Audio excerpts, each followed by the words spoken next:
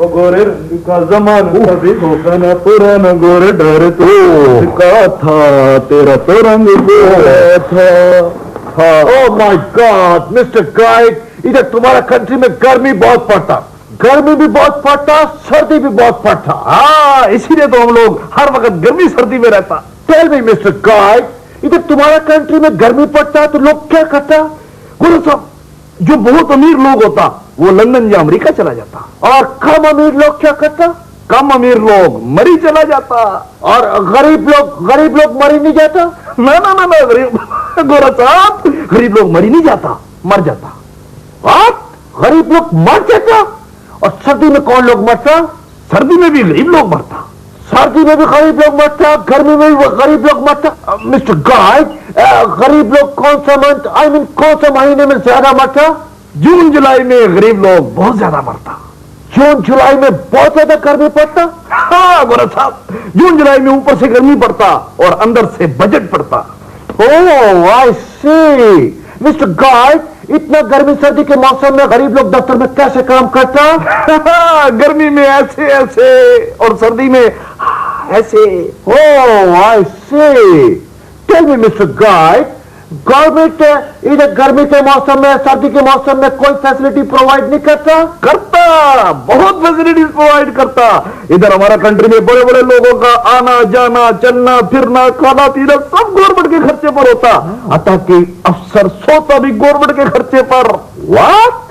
सोता भी गवर्नमेंट के खर्चे पे? यस यस गोरा साहब। ओह मिस्टर गाइड, तुम हमको ऐसा वाला अफसर दिखाओ, हम तुमको डॉलर देंगे। डॉलर देगा? यस। अच्छा हाँ। चलो गोरा साहब उठो फिर। Okay okay. सुनो सुनो इधर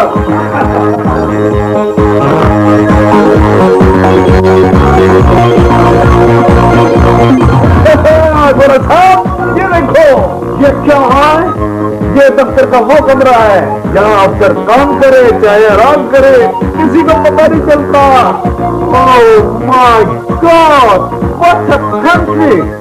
To the producer, Pakistan Television Corporation, PARPORCANATI Nation.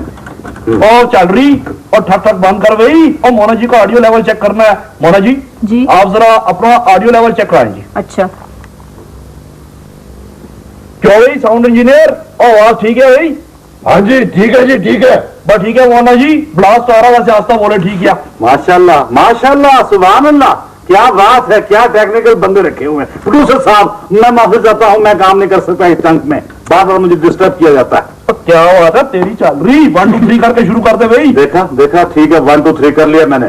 Miss Mona, आपने ये देखा, मैं इसमें गर्मी सर्दी में कॉर्पोरेशन के स्पेलिंग भूल गया हूँ। CARPOR पुअर नेशन, पता नहीं क्या। मैं भी यही देख रही थी, आपने गलत लिखी है उनकी स्पेलिंग। कोई बात नहीं, स्पेलिंग कौन पढ़ेगा मिस मोना? क्या मतलब? तो खास डायरेक्टर साहब के पहुंचने से पहले ही फाइल में लग जाएगी, यहाँ रद्दी की टोकरी में पहुंच जाएगी। आपका मतलब है कि ये एप्लीकेशन आपने लिखी है? एप्लीकेशन जब शुरू होती है तो एप्लीकेशन होती है, जो ही पहुंचती है आगे तो ये कॉम्प्लिकेशन बन जाती है। Complication uncle? केस ही बड़ा कॉम्प्लिकेटेड है तो कॉम्प्लिकेशन हुई ना। आखिर हुआ क्या? होना क्या है मिस मोना, वो अपना रोला जो है ना, उसको किसी बच्चे ने आधी सड़क उठा के सर पे मार दी। आधी सड़क अंकल? हाँ बिल्कुल आधी सड़क। मक्खी आ गई, मक्खी वेट करो भाई। और ये तुम रो रहे हो, हौसला रखो। और तुम्हारा ही तो केस में टाइप कर रहा था भाई। बोले क्या हुआ? बच्चों ने मुझे पत्थर मारे, सर भी जख्मी हो गया है। ये अंकल तो कह रहे थे किसी ने आपको सड़क मार दी है।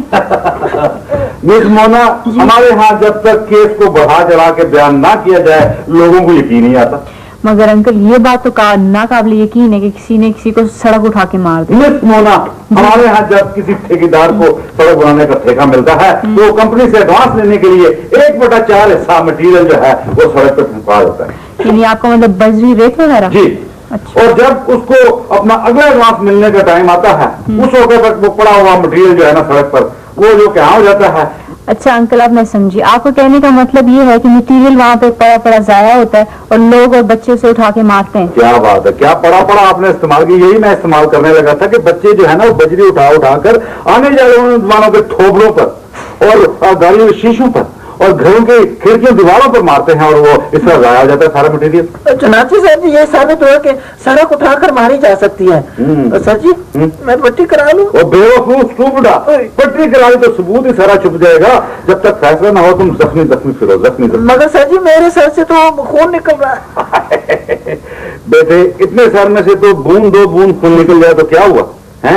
इसलिए मैं उंगली में अपना सुई चुभो के तुम्हारे खून की कमी पूरी कर दूंगा। Yes sir. जी मिस मोना, जाने दें इस मामले को और मेरे खत का जवाब दें आप। जी अच्छा, खत आया है कोई? जी जी बाकायदा। जी। ये खत हमें अकवाल से नुसरत इकबाल जक्की ने लिखा है। जी। लिखते हैं, हर साल बच्चों के स्कूल में दाखिले का मसला दरपेश रहता है। कुछ बच्चे दाखिल हो जाते हैं और कुछ रह जाते हैं। जो रह जाते हैं कहाँ जाते हैं? क्या आपने मैं रोले? Yes sir. This is your section, please answer. सीधी सी बात है, जो बच्चे रह जाते हैं वो आम स्कूलों में खप जाते हैं। अगर अंकल यही बात है तो फिर वालिदैन अपने बच्चों को शुरू से ही आम स्कूल में क्यों नहीं दाखिला दिलवा देते? इसलिए कि हर वालिदैन की ये कोशिश होती है कि इसका बच्चा अच्छे स्कूल में पढ़े। इसका मतलब है कि बुरे स्कूल भी होते हैं, ये मैं नहीं मानता। रोले, कभी तुमने ये देखा है कि किसी स्कूल के बाहर ये बोर्ड लगाओ कि दिस इज बुरा स्कूल नंबर 1, बुरा स्कूल नंबर 4? एक मिनट ठहरो, नहीं सर जी। मैं राजा जी से पूछना। राजा जी जनाब, तुसा पढ़ा को में बुरा स्कूल होना? कोई ना, बिल्कुल कोई ना होना। देखा, बुरा स्कूल तो होते नहीं, अलबत्ता लोगों को ये अपना उनकी गलतफहमी होती है। कुछ स्कूलों में सहूलतें ज्यादा होती है, माना जाता है। Yes sir, yes sir. तो फिर अंकल इस मसले का हल क्या है? हाय हाय, सीधा साधा सा हल है कि बच्चों के निसाब में एक और दरसी जो किताब है वो ऐड कर ली जाए, ताकि जब इंटरव्यू हो दाखिले का तो उससे अपना फायदा उठाया जाए। उसका किताब का नाम ये होना चाहिए, सफारशी अलूम बराए जमात अव्वल, किसी बड़े अफसर से मंजूर शुदा। समझ गए आप? नहीं अंकल, मुझे कुछ समझ नहीं आई। रोले? Yes sir. अच्छा, वो ये नहीं समझे वरना हमारे चंद कैसे चलते हैं? मैं तो बस करता हूँ सर जी। बुखारी साहब, चंग लगा दें। क्यों?